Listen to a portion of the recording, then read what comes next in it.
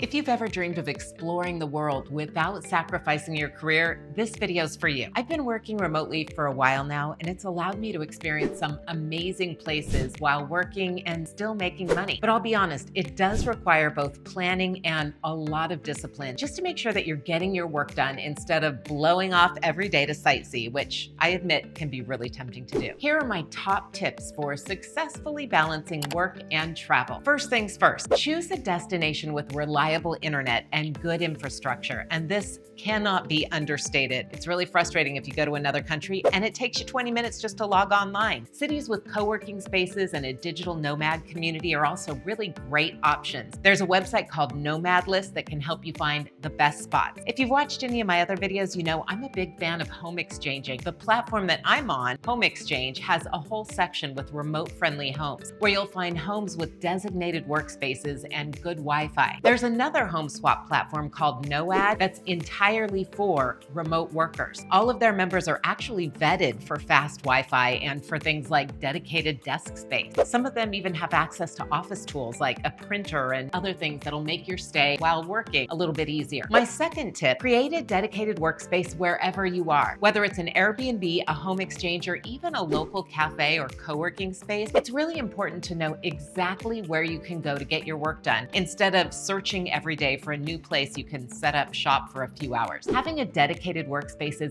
absolutely essential for being productive. And if you have equipment that you need to have for work, like I do voiceover, so I have to have a place to set up my audio booth, make sure you communicate that with your host or hotel ahead of time so there are no surprises when you get there. Tip number 3 is all about your schedule. As boring as it sounds when you're on vacation, maintaining a routine is really crucial. Set specific work hours and try and stick to them. This helps you stay disciplined, but it also allows you to build in time to enjoy other things and to plan those times when you can sightsee and have fun without stressing about when you're going to get back to work. What I like to do when I'm working abroad is designate my work day to coincide with the time difference of where I'm from. So if I'm in the UK, which is 8 hours ahead of California time, where I'm from, I'll be a tourist in the morning and I'll plan on heading back to my workstation at around 3 o'clock to get work done in the evening hours where I'm at, which of course is morning back home in California. So it allows me that time to play and be a tourist in the morning and then get back to work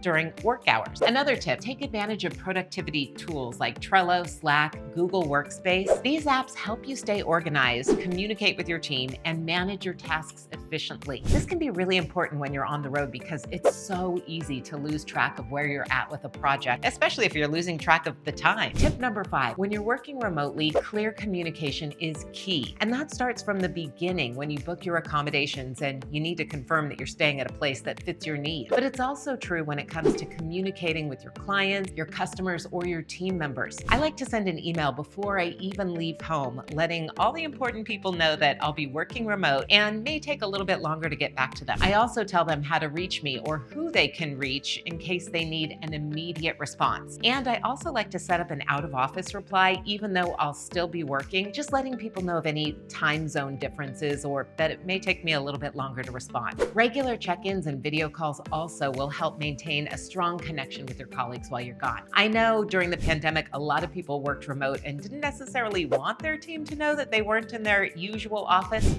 I don't judge. It's all good. Whether that's a good idea or a bad idea, that's up to you. But if that's the case, communication is going to be even more critical. My last tip, it's more of a random thought than a tip, and that's just to embrace flexibility. Working remotely is amazing. I absolutely love being able to travel and still work, but it does require a certain ability to adapt, to go with the flow, and to be flexible. So embrace it. It's part of the adventure. If you have a light work day, take advantage of it and explore your surroundings. If it's a busier day, make sure you take breaks every now and then and just go outside and walk around the block or step out onto the patio and catch a view that you don't usually get to see during your workday. Finding a balance between work and adventure is really what makes this lifestyle so rewarding, and it can honestly be incredible if you do it right. I truly believe that with the right planning and mindset, anyone can enjoy the best of both worlds. Also, there are so many other people out there who are doing the same thing. There are some great online communities and home share platforms that really make this possible. So explore, enjoy, and if you found these tips helpful, don't forget to comment and subscribe. Safe travels and happy working.